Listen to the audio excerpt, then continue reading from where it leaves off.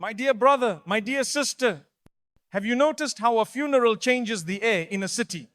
People drive slower, voices fall to a whisper. For a short while, the world remembers that life is fragile. Then the noise returns and we forget again. But maybe you haven't forgotten. Maybe you have felt a quiet tug, the sense that your own chapter is turning its final pages. It can be frightening, yet it can also be a mercy, because awareness is a gift that helps the heart prepare. Tonight, let us sit together calmly, kindly, and look for 7 gentle signs that a believer might be approaching the end of this worldly journey. These signs are not a verdict. They are lanterns on the road, reminders to turn back to Allah before the last breath leaves the lips. Sign 1, a sudden softness of heart. There are moments in life when something shifts deep inside your heart. You might not even notice it at first, but then suddenly things that never used to move you do. You hear the Quran being recited, and instead of just listening with your ears, you feel it land in your chest. A verse you've heard 100 times before now makes you pause, cry, reflect. You don't even know why, but your eyes fill with tears and your heart feels soft, almost broken, but in a good way.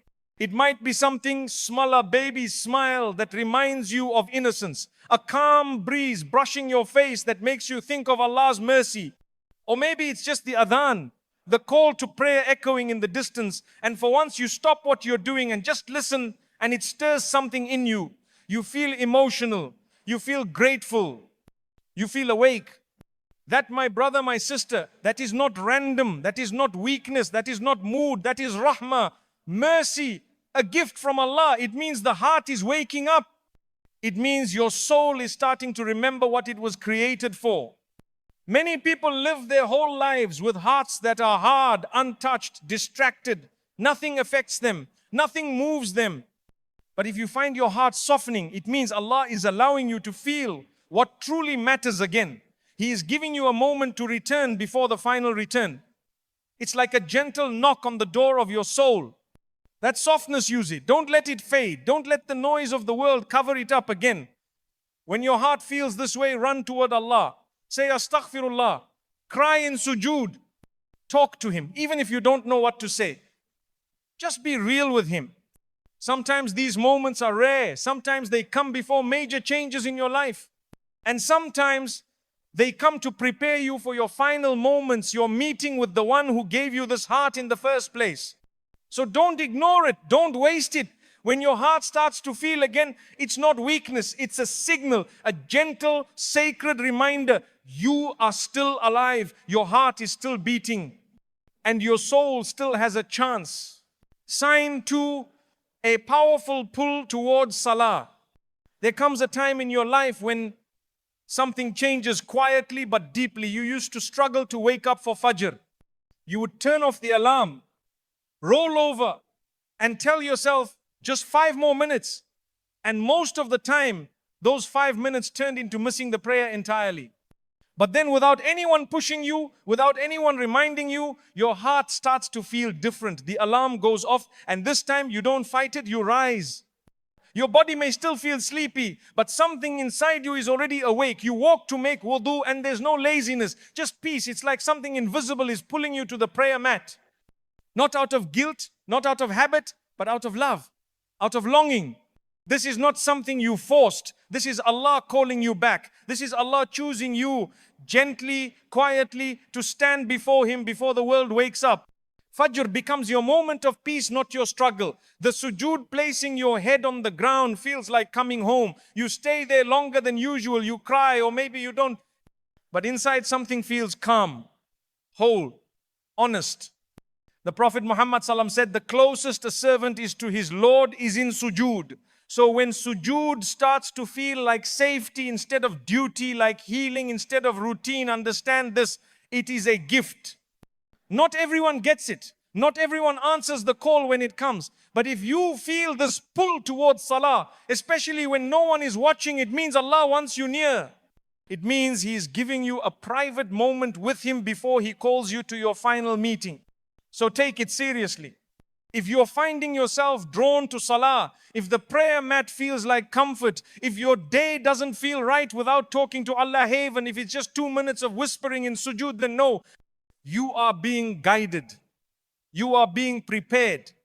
And the one preparing you is the most merciful, who never turns away a heart that sincerely returns to Him.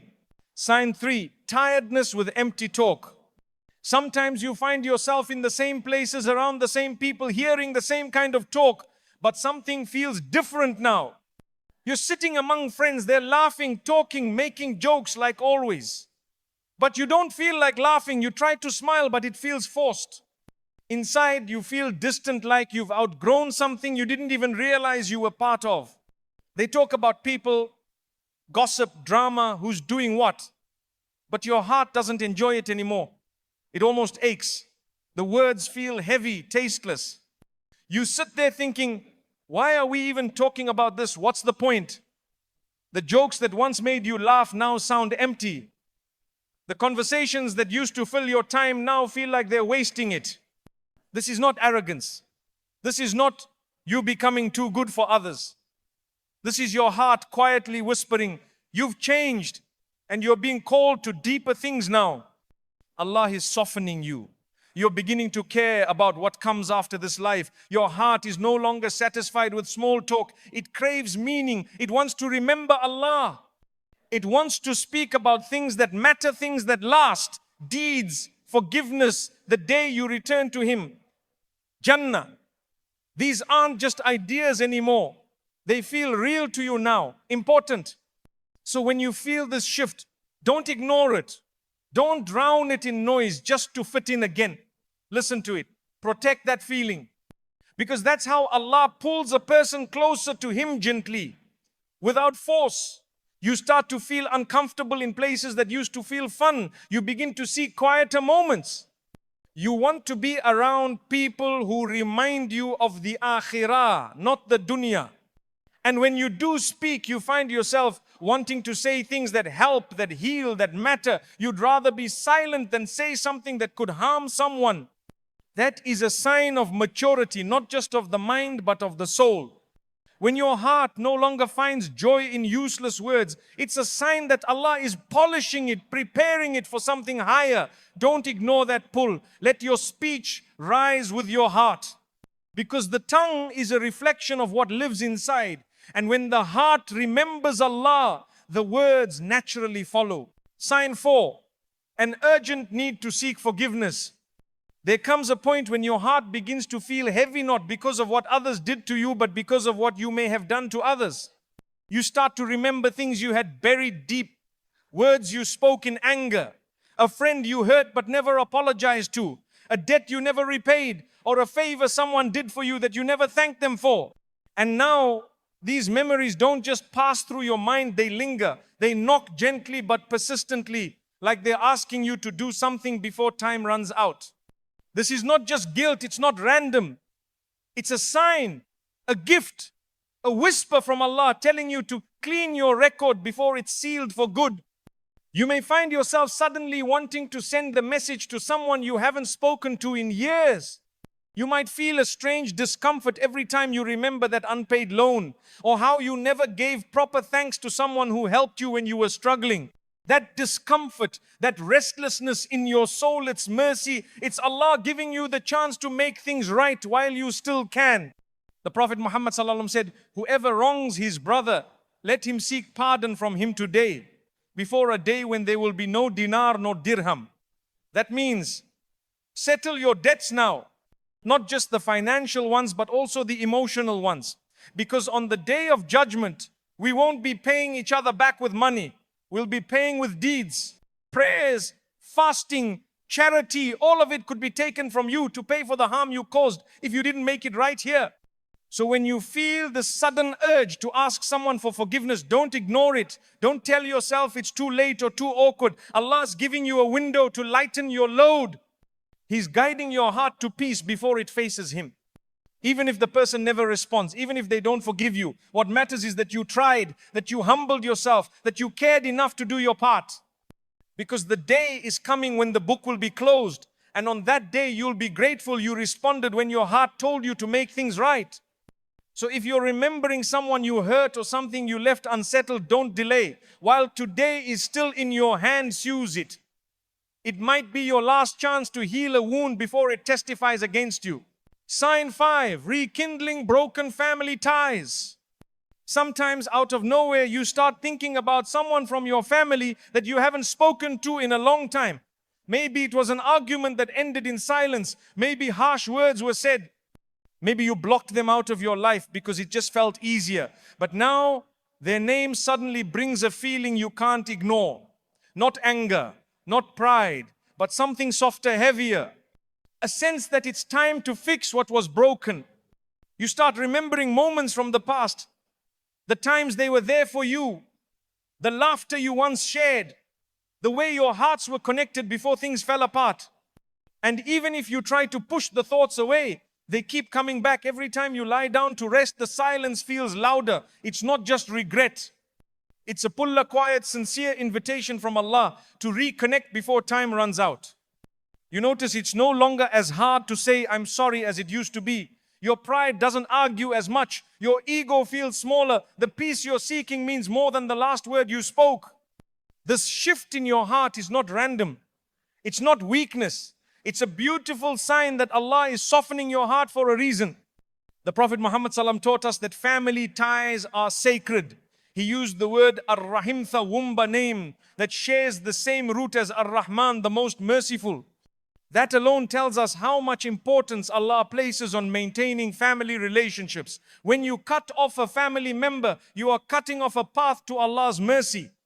And when you reconnect, even with a small message, a simple gesture, you are reconnecting to something greater than the person. You are reconnecting to rahmah, to divine mercy.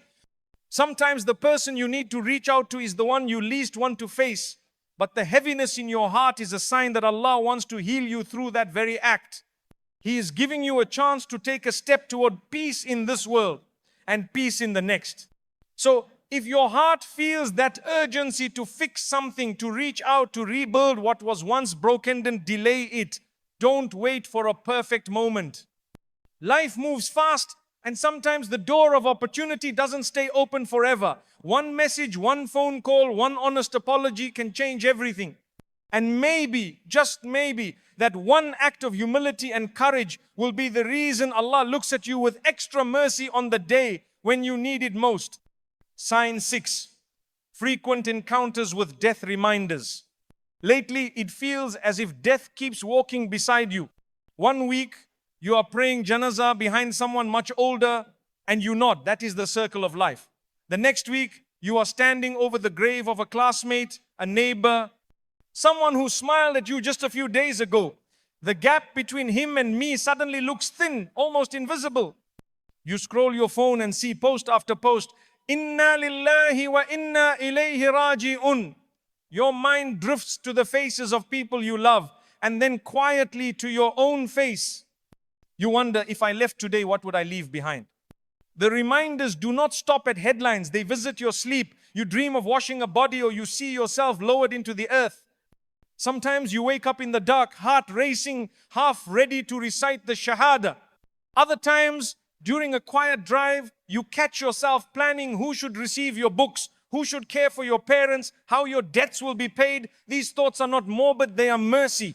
Allah is tilting the mirror so you can see the reality everyone else is too distracted to notice. Each reminder feels like a soft nudge. Pack your suitcase, the ticket is confirmed, only the departure time is hidden. So you start checking the pockets of your life. Are there prayers missing? Debts unpaid? Words you need to say to someone before silence takes over? The Quran repeats, every soul shall taste death. Taste is only a moment. After that moment, the next world begins, and the plate you bring forward will be filled only with your deeds. The Prophet ﷺ told us, remember often the destroyer of pleasures, death. Not to make us sad, but to polish our priorities. When the heart remembers the grave, grudges feel heavy, gossip sounds silly, and sins lose their shine. You find yourself choosing kindness because you may never get a second chance to fix a harsh word. You give charity because money looks safer in your book of deeds than in your bank account. You pray Fajr on time because you don't know if you will live to see the sunrise tomorrow. If funeral notices keep knocking on your door, open it, let the lesson enter, let it clean the dust of your intentions. Death is not the end, it is the border crossing. The wise traveler uses every breath here to make the welcome on the other side warm and bright. May these constant reminders not frighten you, but free you to live sincerely, love quickly, forgive easily, and meet Allah with a heart that is light. Sign 7, a quiet contentment with meeting Allah. There may come a day when you sit alone and feel something you cannot quite name. You have hopes, you have plans, but they seem lighter now, like suitcases you could set down at any moment. It is not depression and it is not laziness.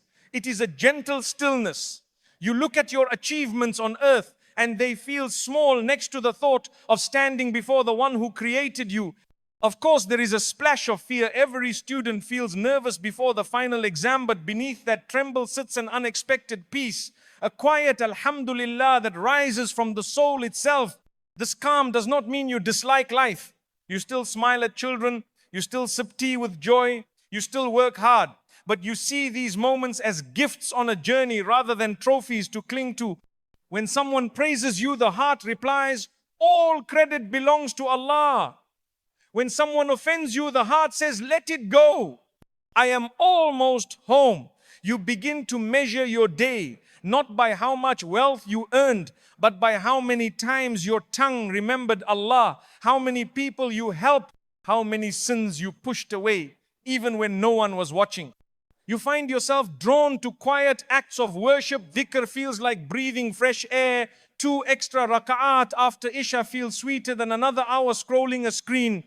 Charity slips from your hand more easily because you trust that nothing you give in His path is ever lost.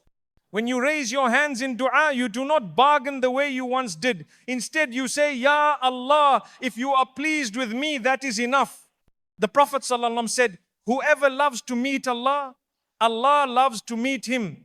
When that love begins to bloom, do not hide it and do not be ashamed. Feed it with Quran at dawn, with istighfar at dusk, with a smile to someone who needs hope. Remember the verse where Allah promises, for the friends of Allah there will be no fear nor will they grieve. Fear exists, yes, but grief melts because you know the destination is mercy. Picture a traveler who has finished packing. The ticket is booked, the bags are zipped, and the house is in order. He still enjoys the last evening with his family, but his heart is already at the gate, excited for the journey. This is not surrendering to failure, it is graduating with grace. If you feel that readiness, thank Allah for polishing your heart until He could see His reflection inside it. Keep it shining with dhikr and good deeds, and when the time arrives, you will step forward not as someone losing the world, but as someone finally returning to the most loving host who has been waiting all along. My beloved listener, if you recognize even one of these signs, do not panic, respond. Add 2 extra rakahs tonight. Give a quiet charity no one knows about. Call your mother just to hear her dua. Place your head in sujood and empty every secret sin onto the prayer mat. Remember, Allah's door never closes. He is Al-Wadud, the most loving, welcoming, the servant who crawls back even after years of distance. And He is Ar-Rahman, whose mercy is wider than every ocean you have ever seen. So breathe. Plan for Jannah the way people plan for weddings and careers. And when the angel of death finally arrives, may he find you smiling, Quran in your heart, forgiveness on your lips, and trust filling every corner of your soul. May Allah grant us a beautiful life, a peaceful death, and a reunion in gardens beneath which rivers flow. Ameen.